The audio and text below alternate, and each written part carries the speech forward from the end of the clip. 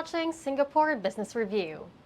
Joining us today is Dr. Avishek Kumar, co-founder and CEO of VFlowTech, a company which aims to develop the most affordable renewable energy solutions.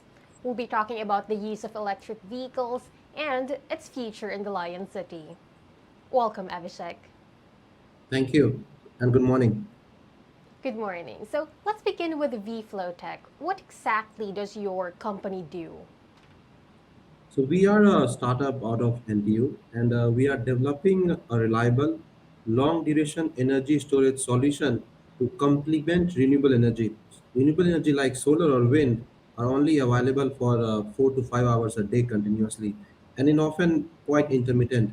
And if we want to power ourselves in a sustainable, clean, green way 24/7, we need an energy storage that can store renewable energy when it is there and then power it when it's not there so that we have a sustainable clean energy 24/7. So our company is developing one such energy storage solution that has a lifetime of 25 years, that is not flammable, and ensures performance of the battery solution for 25 years. So, to give our viewers some context, can you describe Singapore's current state with regards to charging support for electric vehicles? Thank you. That's a very important question. Uh, from a Singapore perspective, EV charging and EV as a whole is an important component of decarbonization. And we are taking, I think, all the right steps currently. We have about 3,000 EVs on road, and nearly about the same EV chargers have been installed.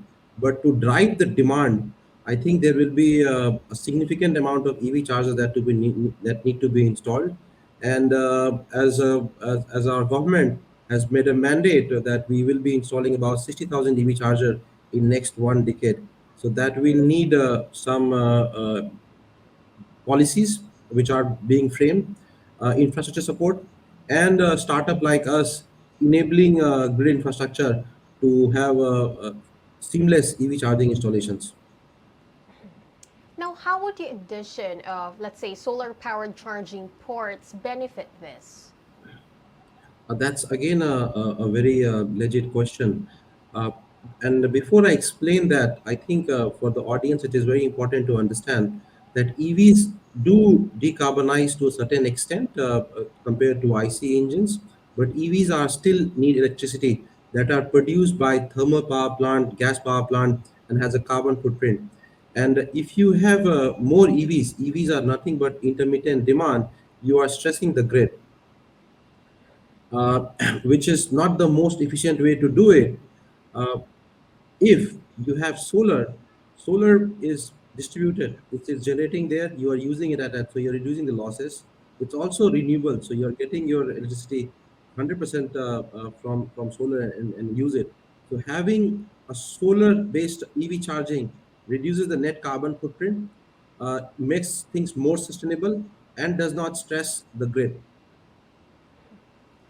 Now, aside from the addition of these newly powered charging ports, can you describe the role of, let's say, startups in supporting electric vehicles? As you know that this what we are doing in the EV space is completely new from the grid perspective, and there are many technological innovations required to enable these complete transitions.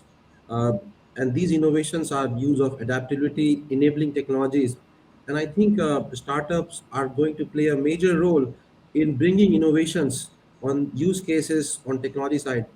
For example, a startup like ours, which is enabling innovative energy storage solutions, are also looking to play an important role in enabling a sustainable, self-reliant EV charging application. We believe that as we have more and more EV installations, we will need to back it up with energy storage. You mentioned about solar-based EV charging. Now, solar-based EV charging are perfect and a very low-cost initiative because cost of energy from solar is low, but solar is also intermittent. So solar still has to rely on grid. If you need to have a complete net zero EV charging scenario, we will need solar, we will need a battery, and that solar plus battery in a smart microgrids will enable EV charging. Now, this kind of solution will not impact the existing grid and will not stress the grid and enable more EV charging deployment in a distributed way as demand soars up. Now let's talk about the user side. Why should they support electric vehicles? What would be the benefits on their end? Thank you for raising this question. Uh, as a user, the first and most primary concept for most of the users are economic benefit. Now it has been proven that using electric vehicle helps you reduce your net operational cost. A full tank of a gasoline will cost you about $150, give you about 700 kilometers, whereas a full charged EV will cost you about $15, giving you about 500 kilometers.